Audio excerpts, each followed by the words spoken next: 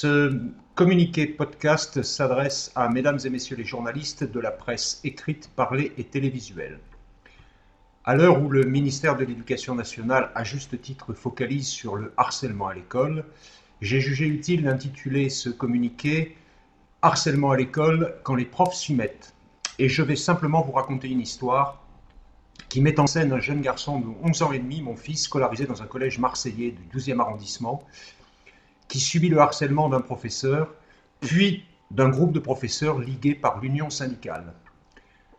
L'histoire débute pendant l'année scolaire 2013-2014, où le professeur de technologie, sous prétexte de maladie grave, ce que nous pouvons déplorer, s'autorise un certain nombre de prérogatives, et notamment d'insulter les élèves. J'en discute à maintes reprises avec le principal adjoint, qui m'assure d'action, qui me propose un certain nombre de dispositifs à mettre en place. L'année se termine, juin 2014, rien n'est fait.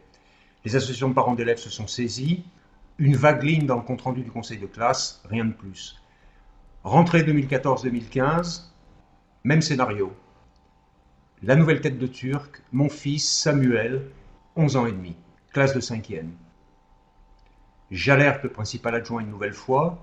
Je tente d'avoir contact avec le professeur principal et l'enseignant concerné par ce harcèlement majeur, flagrant et démontré. Rien ne se passe, pas plus que l'année scolaire précédente. Alors aujourd'hui, je dis stop. J'ai formellement écrit le 30 janvier 2015 au principal et principal adjoint.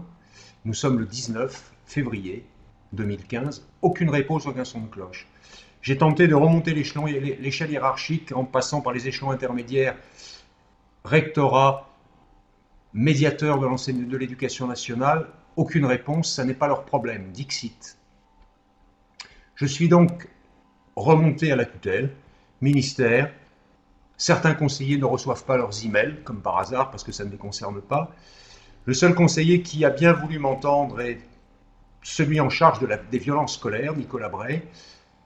Et il m'a assuré à maintes reprises que le dossier était redescendu au directeur de cabinet du recteur de l'Académie d'Aix-Versailles.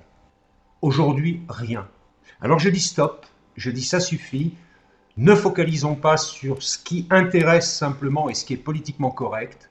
Focalisons aussi sur tous les volets. Force est de constater que sur ce magnifique site de harcèlement à l'école du gouvernement français, eh bien le cas du harcèlement d'un professeur, harcèlement par un professeur d'un élève, un ou plusieurs élèves, n'est simplement pas prévu. Que faut-il en conclure? Je vous laisse libre de toute appréciation concernant ce point précis. En tout cas, aujourd'hui, je prends les dispositions nécessaires, tant médiatiques que légales, contre l'établissement, contre ce professeur, contre les différents antagonistes, personnes physiques et escalités.